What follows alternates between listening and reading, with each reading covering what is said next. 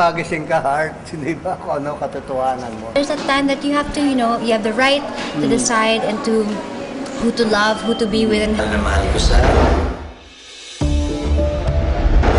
Parang bombang sumabog ang makabagong kabanata sa malatelenovelang Buhay Pag-ibig ng kapuso actress na si Heart Evangelista.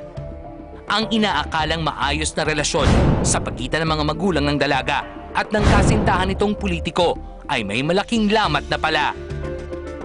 Ito si Mr. Escudero, never siya nagbigay ng respeto or kortesiya na formal na lumapit sa aming magulang, humingi ng permiso para ligawan.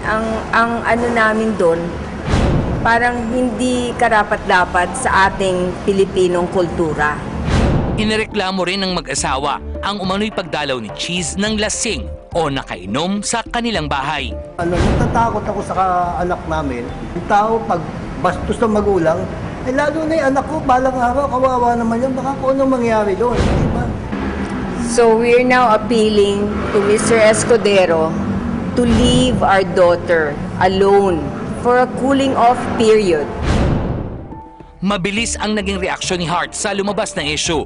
Sa exclusive interview ng GMA News, inamin ito ang mariing pagtutol ng kanyang parents sa relasyon nila ng 43 anyos na senador.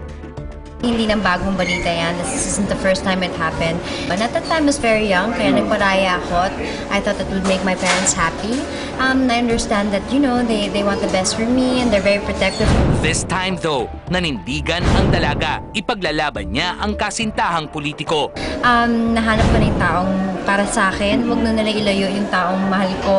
Masaya na ako and everybody deserves to be happy. Like to say, walang katotohanan lahat ng yan. He's a wonderful guy and I will support him all the way. Hindi ako showbiz, hiwalay ang politika at personal kong buhay.